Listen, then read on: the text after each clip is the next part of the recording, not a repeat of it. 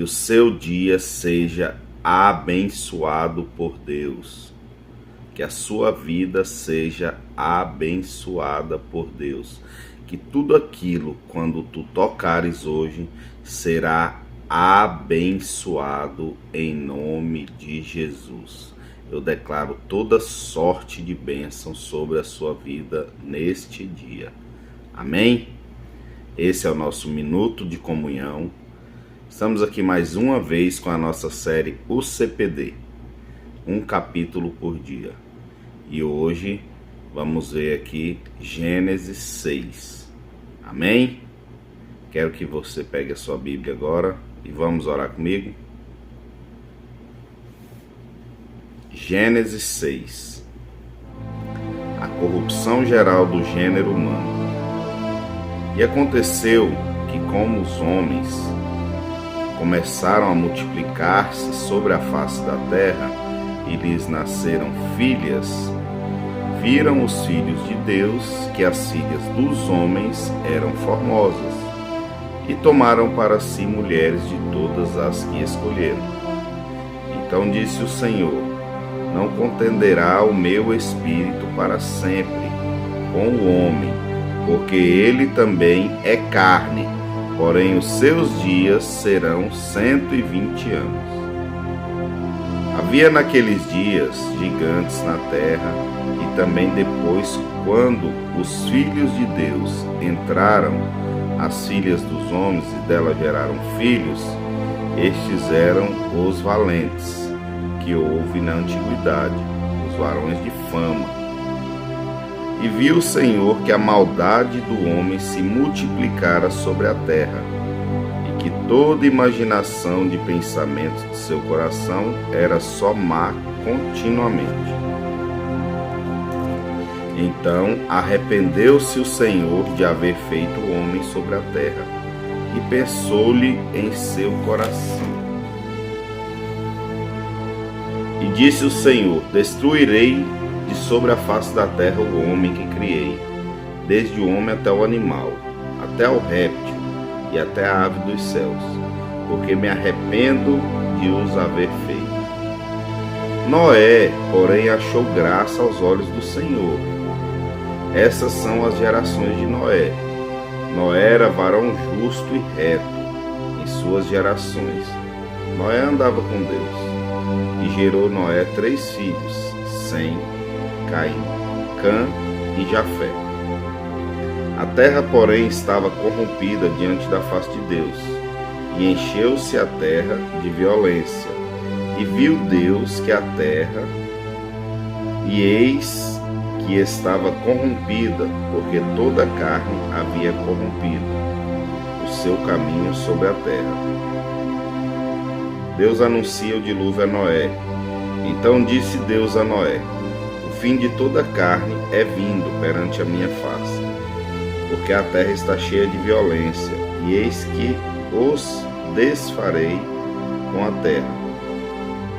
Faze para ti uma arca de madeira de gofer, farás compartimentos na arca, e a betumarás por dentro e por fora com betume. Dessa maneira farás de 300 côvados o comprimento da arca, e de 50 côvados a sua largura, e de 30 côvados a sua altura. E farás na arca uma janela, e de 1 côvado a acabarás em cima, e a porta da arca porás ao seu lado. Far-lhe-ei-as andares abaixo segundo e terceiro, porque eis que eu trago um dilúvio de água sobre a terra, para desfazer toda a carne em que há espírito de vida debaixo dos céus.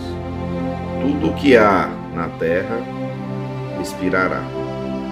Mas contigo estabelecerei o meu pacto, e entrarás na arca, tu e os teus filhos, e a tua mulher, e a mulher dos seus filhos, contigo. E de tudo o que vive, de toda a carne, 2 de cada espécie, meterás na arca, para os conservares vivos contigo. macho e fêmea serão. Das aves conforme a sua espécie, dos animais conforme a sua espécie, de todo réptil da terra conforme a sua espécie. 2 de cada espécie virão a ti, para os conservares em vida. E tu toma para ti de toda a comida que se come, e ajunta para ti, e te será para mantimento para ti e para eles. Assim fez Noé, conforme tudo o que Deus lhe mandou, assim o fez. Amém? Aqui nós vemos que toda a terra ela foi corrompida, né? Então aqui, nós podemos ver 2 linhagens. A linhagem de Sete e a linhagem de Caim, né? Então a linhagem de Sete aqui nós vamos chamar os setistas e de Caim os cainitas. Ao longo do tempo, os filhos de Deus, que é a linhagem de Sete, por que a linhagem de Sete se diz os filhos de Deus? Pois nós podemos ver que o próprio Paulo cita que Jesus vem de uma linhagem de Noé e vem fazendo desde Noé até Adão, e cita no final que Adão, filho de Deus. Então a linhagem de Sete, de Adão com Sete até Noé, e que depois se estenderá até Jesus, é a linhagem dos filhos de Deus. E os cainitas se diz a linhagem dos homens, pois é o povo que se afastou de Deus. Desde Caim, então é aquela linhagem que se afastou de Deus, então é chamada de a linhagem dos homens, os filhos dos homens, né? Então, a linhagem de Caim é a descendência da serpente, pois diz lá, né, que separará de ti os filhos da mulher e os filhos da serpente. Então os filhos da mulher são os filhos de Deus, os filhos dos homens é a linhagem da serpente, né? Então a descendência da serpente com a descendência dos homens começou a se misturar, pois as filhas dos homens eram muito belas, formosas, provavelmente eram mais fáceis. Então os setistas começaram a se introduzir com as mulheres de Caim, dos cainitas. E foi quando começou como diz Deus, começou a misturar a linhagem, né? E ao longo do tempo eles foram se misturando e a maldade ela foi crescendo. Pois os filhos dos setistas que tomaram essas mulheres, eles foram criados por mulheres que não criam em Deus. Essas mulheres elas tinham o próprio pensamento delas. E como os homens não estavam em casa, os filhos foram criados por essas mulheres. E então eles começaram a ficar longe de Deus. Então a maldade começou a se misturar com a linhagem de Deus. E foi quando o próprio Deus se arrepende de ter criado o homem, pois a maldade ela já estava alastrada por toda a terra. Todo homem vivente já tinha se misturado, né? E a gente pode ver que é o mesmo pecado que os setistas eles cometeram, é o mesmo pecado que Eva cometeu. Pois ela viu o fruto formoso, bonito, aquele fruto que chamou a atenção, então ela vai lá e come do fruto. Assim os setistas fizeram. Pela beleza também das mulheres cainitas, eles vão lá e tomam para si essas mulheres. E é onde o pecado é introduzido novamente na linhagem dos filhos de Deus, né? Então, o que nós podemos entender com isso nos dias de hoje? Né? Que nós não podemos arriscar as coisas do mundo. Pois se arriscarmos as coisas do mundo, nós podemos esfriar, nós podemos nos desviar de um propósito, nós podemos desviar das coisas de Deus.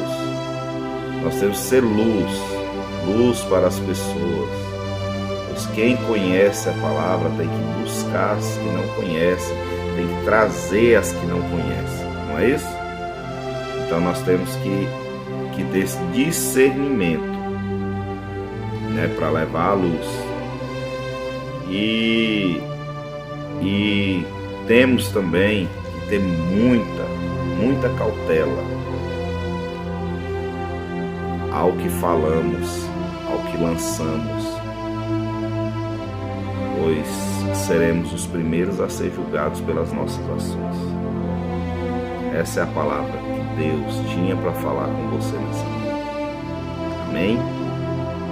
Espero que você tenha gostado.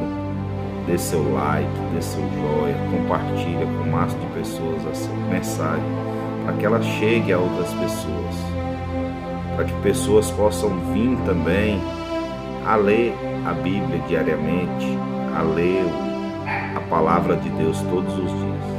Amém? Quero orar com você. Feche seus olhos. Senhor, meu Deus e meu Pai, obrigado, Senhor, por essa palavra. Obrigado, Senhor, por ter trago entendimento aos nossos corações. Pai querido e Pai amado, obrigado, Senhor, por mais um dia de vida, pelo fôlego da vida. Nós só temos que te agradecer, Senhor. Pai querido e Pai amado, olha por essas pessoas que estão enfermas. Olha por essas pessoas, Senhor, que estão na depressão, que estão, Senhor, pensando e maquinando, Senhor, levando os teus pés, Senhor, para o caminho do mal. Traga essas pessoas de volta, Senhor. Pai querido e Pai amado, todos os dias nós sabemos, Senhor, que nosso coração haverá contendas, Senhor. Mas nos ensina cada dia mais e mais, passar por cima de todas elas. Que nós tenhamos, Senhor, mãos abençoadas. Que nós possamos, Senhor, abençoar as pessoas. Pai querido e Pai amado, Tu disseste, Senhor, que nós temos que amar o próximo como a nós mesmos. Então nos ensina, Senhor, a amar o próximo, Senhor. Pai querido e Pai amado, mesmo na angústia, Senhor, nos ensina a amar pessoas. Senhor, meu Deus, meu Pai, entrega esse dia em Tuas mãos, Senhor. Todos aqueles que se achegarem a mim, Senhor, sintam a Tua presença, em nome de Jesus. Que o seu dia seja abençoado. Que você tenha mãos abençoadas, em o nome de Jesus. Amém. Aleluias. Graças a Deus. Graça e paz, Deus. Estamos encerrando aqui mais um minuto de comunhão. Espero que você esteja aqui com a gente amanhã. Vamos ler amanhã Gênesis 7. E assim sucessivamente. Amém?